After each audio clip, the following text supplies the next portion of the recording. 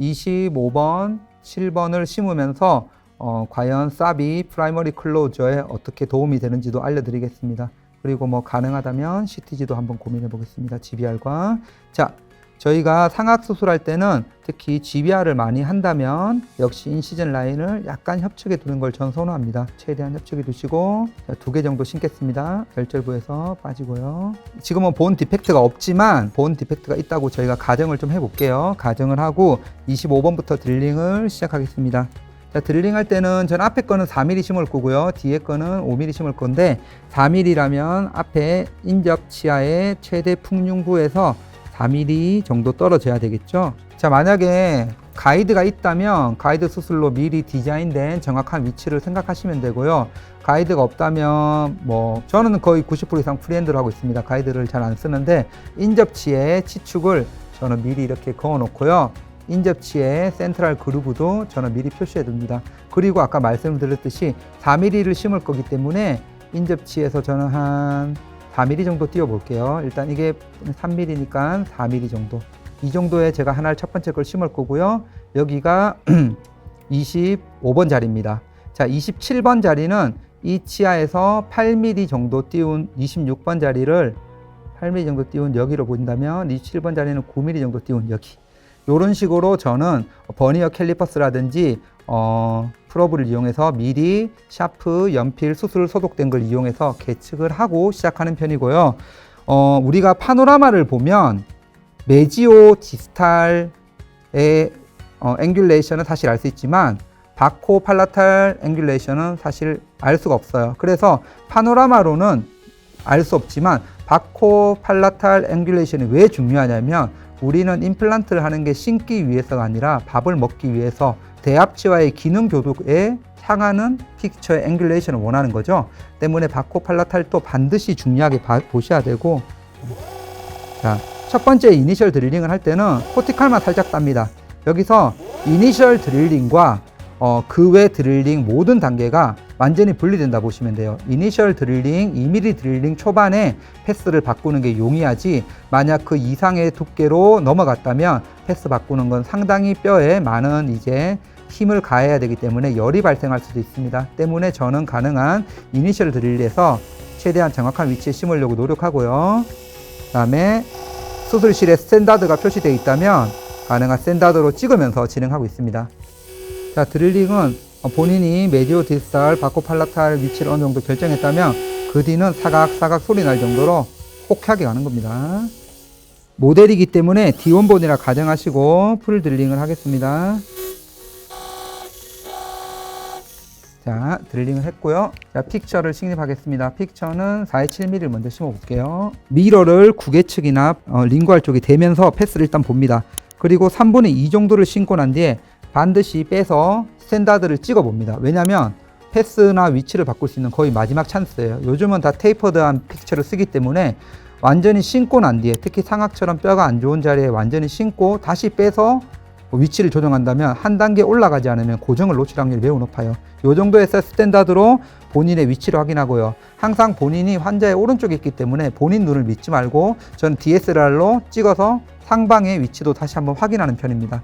그렇게 확인해서 제가 지금 한 위치가 어느 정도 맞다고 확신이 들면 아까도 말씀드렸듯이 수직적인 위치를 고려하셔서 임플란트를 심습니다. 지금은 토크렌치로 하지만 실제로 저는 토크렌치로 무한 토크 넣는 것보다는 가능한 드릴링을 잘해서 고정을 얻는 걸 조금 더 선호하고 있습니다.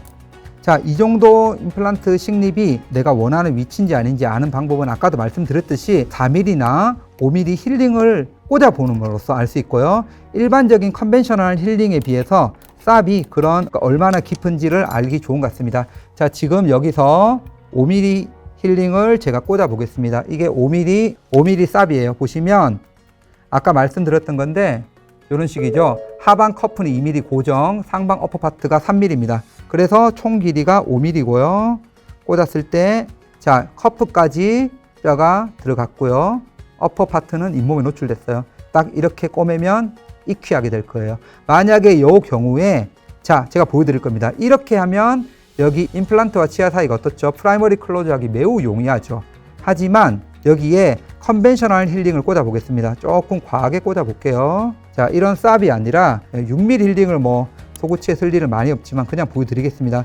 6mm 힐링을 꽂는 순간 이미 여기에 막 걸리죠. 여기 상태에서 자, 여기 치아랑 임플란트 사이에 여기 노출되어 있는 골면을 프라이머리 클로즈 시키려면 사실 어려워요. 이런 경우는 팔라치 테크닉으로 돌려야 되는 경우도 있는데 부착층이 부족한 하악에서는 매우 어렵습니다.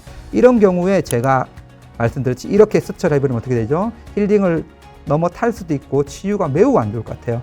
하지만 저는 이런 경우에 절대 이렇게 두꺼운 힐링을 쓰지 않고요. 가느다란 힐링을 쓰는 게 여러 가지 이유가 있지만 이렇게 프라이머리 클로저, 자, 인접 치와에 이렇게 어쩔 수 있죠? 닫을 수 있죠. 너무 쉽게 닫을 수 있는 것 같습니다. 자, 두 번째 드릴링 심어 보겠습니다. 대구치 같은 경우는 6번은 5번에 한 8mm 띄우고 7번 한 9mm 띄우고 있는 것 같습니다. 그리고 인접치의 센트럴 그루브, 정확히 말하면 탑다운이죠. 내가 이제 설정할 크라운의 위치를 감안하셔서 드릴링합니다. 여기서 이니셜 드릴링에 어떤 패스는 그런 의미는 그렇게 중요하지 않는 것 같습니다. 코티칼만 딱 따는 정도의 역할이고 이렇게 하고 저는 한번 봅니다. 제가 옆에서 봤을 때 애매하면 DSLR로 위에서 찍어보거나 직원들에게도 확인을 합니다. 해서 내가 원하는 센트럴 그루브가 이어지는지, 그 다음에 아까 말씀드렸듯이 8mm, 9mm 합쳐서 한 17mm 정도 되는지를 버니어 캘리퍼스라든지 프로브로 확인하시고요. 이 위치가 오케이라고 되면 이제 다음 작업을 넘어가는 거죠. 여기는 5에 7mm 정도 시험 보겠습니다. 지금 상악이기 때문에 사실은 상악은 고정을 얻기 힘들기 때문에 가능한 언더 드릴링을 먼저 시도하고 언더 드릴링에서 고정이 안 나오면 풀 드릴링으로 가는 경우도 있습니다만은 모델이기 때문에 그냥 풀 드릴링을 하겠습니다. 자, 제가 드릴링을 할 때 또 팁을 알려드리자면 저는 한 손으로 드릴링하는 걸 극도로 싫어합니다. 무조건 두 손 드릴링이에요. 치아나 환자분 입술이나 어디엔가 레스트를 주시고요. 나머지 손도 저는 딱 잡고 합니다. 1mm씩 진행해야 되는 상악에서는 이게 훨씬 더 안전합니다. 5mm를 심을 건데 풀 사이즈 드릴링 하겠습니다. 자, 어차피 상악은 상방 코티컬에서 고정을 얻는 게 아닙니다. 하방에 상악동 사이너스 플로우의 코티컬에서 바이코티컬 픽세이션으로 고정을 얻는 거지 상방에서 고정을 얻을 필요가 없어요. 그래서 상악동의 뼈가 충분하다고 뭐 너무 짧은 거 7mm, 8mm를 고집했다가는 픽처 끝이 해면골에 붕 떠 있는 느낌이 될 수 있어요. 그러면 고정 실패죠. 그런 경우는 10mm, 11mm, 13mm까지 가더라도 하방의 상악동 저에 픽처가 어느 정도 닿게 해서 고정을 얻는 게 유리한 것 같습니다. 자, 이 정도 깊이면 저는 어느 정도 괜찮은 것 같고요. 여기 깊이 체크 어떻게 하죠? 저는 쌉으로 체크를 해보겠습니다. 아까 말씀드렸듯이 저는 3mm 2030, 50 쌉을 스탠다드로 생각합니다. 왜?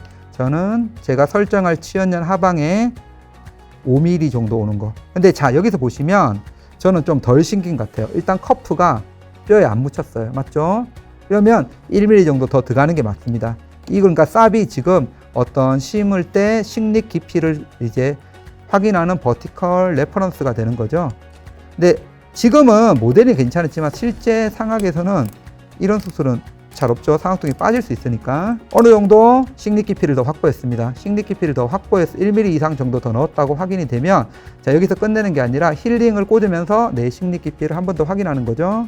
자, 이제 보시면 오케이. 자, 커프가 어느 정도 뼈 안에 묻히는 것 같고요. 상방 연조직의 두께, 이게 제가 좋아하는 이상적인 것 같아요. 프라이머리 클로저가 매우 쉽고요. 일반적인 컨벤셔널 힐링을 꽂았을 때에 비해서 연조직이 닿는 면적이 매우 넓어집니다. 넓어지면 어떻게 되죠? 치유가 매우 좋죠. 이렇게 한 이후에 2차 오피 때 이런 컨벤셔널 힐링으로 갈아내는 거랑 그냥 쌉을 꽂지 않고 두꺼운 힐링으로 억지로 팔라치로 이렇게 잇몸을 돌려서 프라이머를 걸어주는 거는 힐링에서 큰 차이가 있습니다. 여기서 제가 수술을 하나 더 해볼 건데요.